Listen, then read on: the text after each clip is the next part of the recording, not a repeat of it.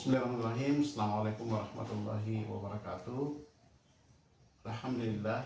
Alhamdulillahirabbil alamin. Wa bihi nasta'inuhu ala umuri dunya waddin.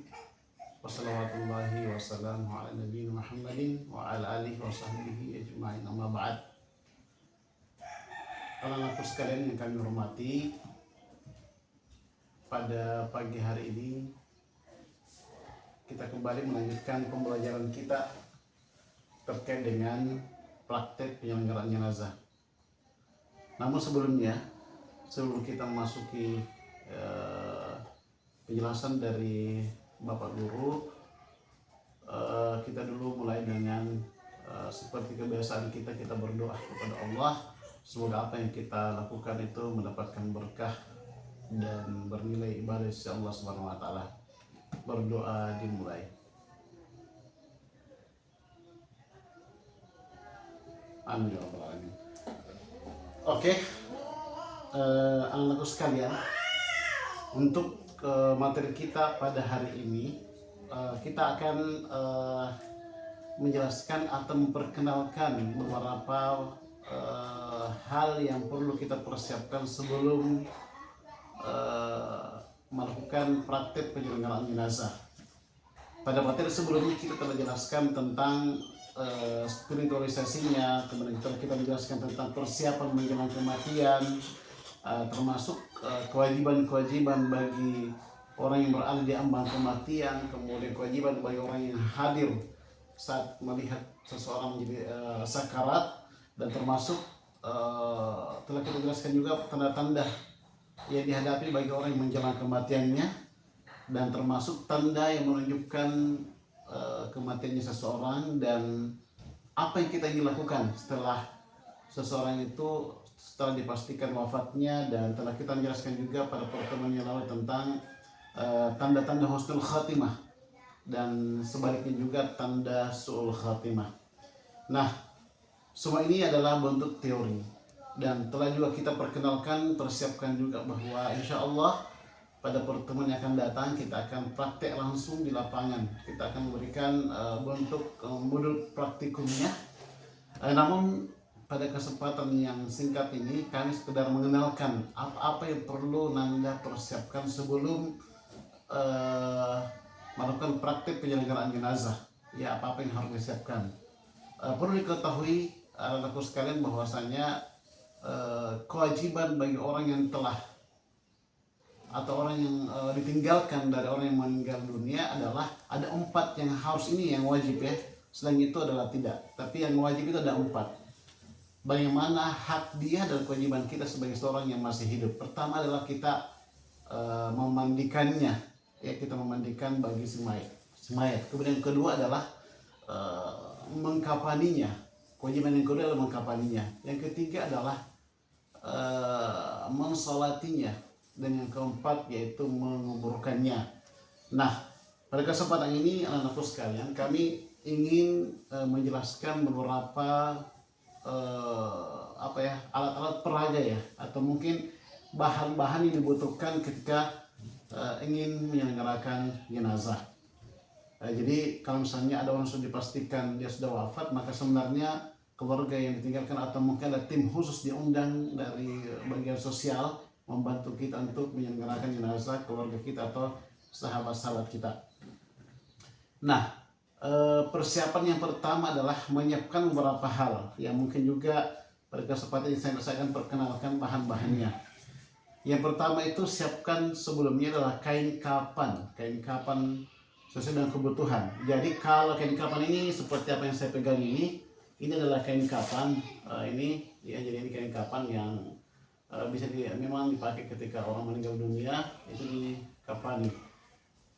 Kalau laki-laki, jumlah kain kapan yang mereka butuhkan itu adalah 3. Adapun perempuan, jumlah kain kapan yang mereka butuhkan itu 5.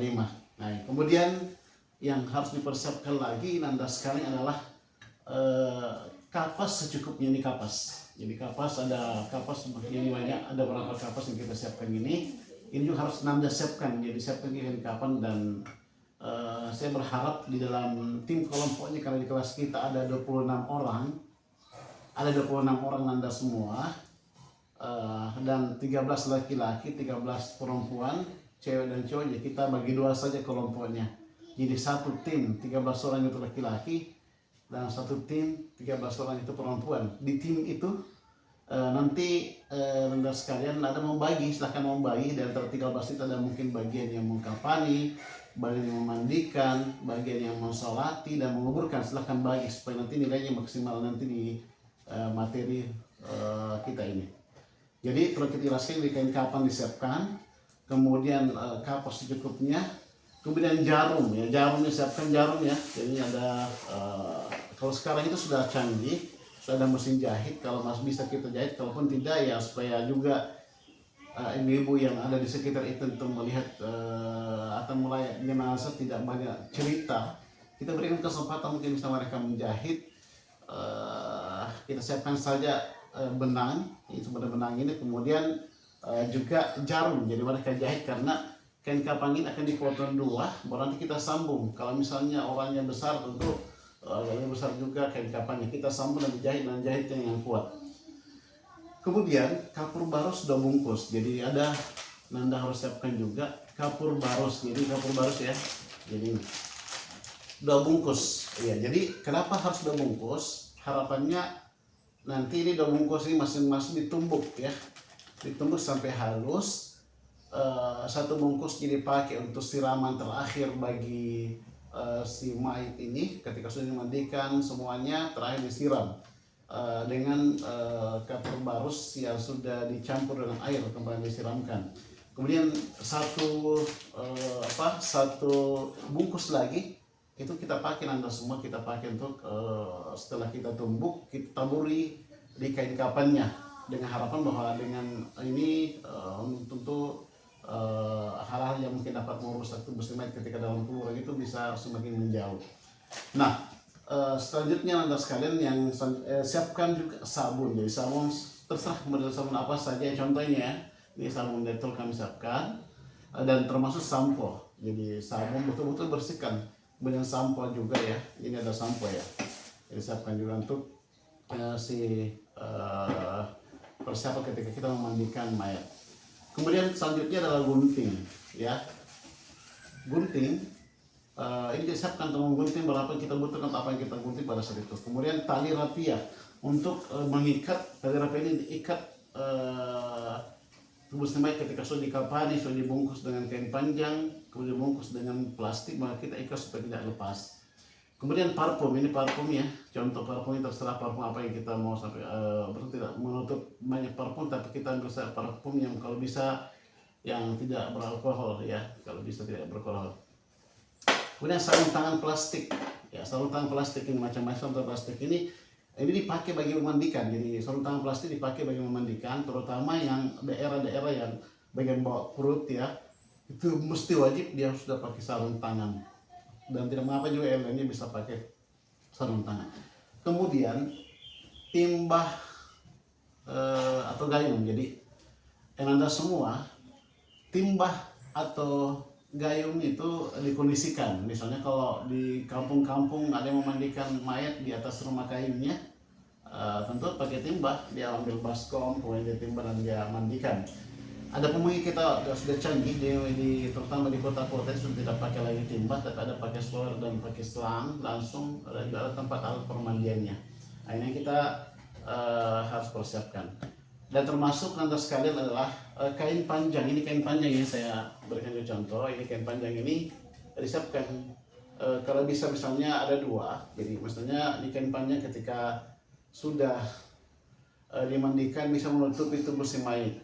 Ketika kita juga memandikan bisa satu dipakai untuk saat memandikan supaya tidak kelihatan auratnya, kita menutupi auratnya. Dan juga satu mungkin setelah kita mandikan kita akan masuk ke tempat kain kapan itu juga bisa disiapkan. Dan termasuk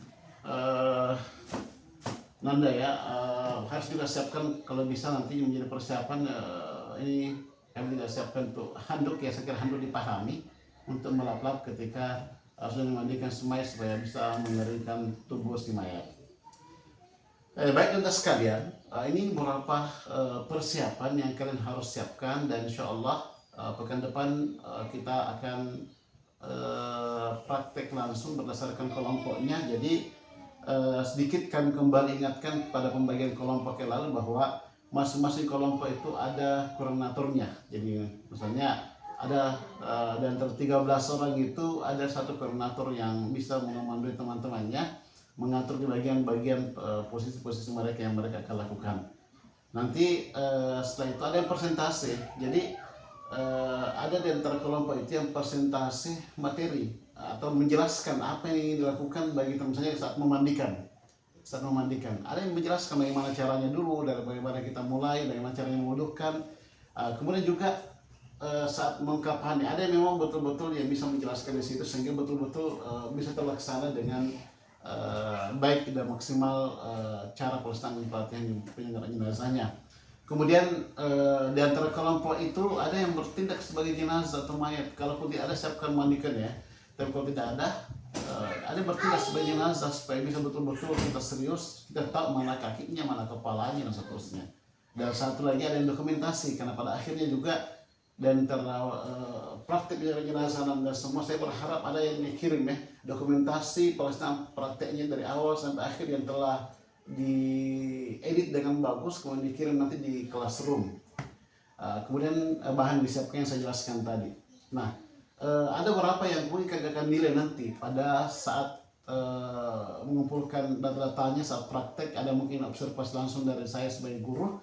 Pertama ada kekompakan. Jadi 13 orang itu kami berharap kalian kompak untuk menjalankan tugas praktek ini. Karena jujur praktek ini sangat bermanfaat bukan hanya saja Anda saat belajar di sekolah, tapi ketika selesai juga di sekolah, di kampung atau di daerah masing-masing. Ada yang tidak, ada yang orang yang meninggal dunia yang tidak ada menyelenggarakan jenazahnya, maka kalian berkewajiban. Sebab menyelenggarakan jenazah bagi semua itu hukumnya fardu kifayah. Jadi fardu kifayah. Artinya kalau misalnya dalam satu kampung ada yang sudah melaksanakannya, telah lepaslah dosanya lain. Tapi kalau misalnya satu kampung itu ada orang meninggal dan tidak ada yang menyelenggarakan jenazahnya, maka berdosa semua satu kampung. Jadi itu fardu kifayah. Kemudian ya tadi kekompakan yang saya akan nilai. Kemudian keahliannya, maksudnya betul-betul profesional dalam menyelenggarakan jenazahnya. Termasuk sekali persiapan-persiapannya, bagaimana persiapannya betul-betul tertib, persiapan bahan-bahannya, dan persiapan yang lainnya. Jadi kalau kekompakan tadi saya kasih nilai poin 30%, kemudian keahliannya 40%, kemudian persiapannya 15%, dan dokumentasi 15%. Saya kira kalau itu maksimal, insya Allah nilai kalian menjadi 100% insya Allah.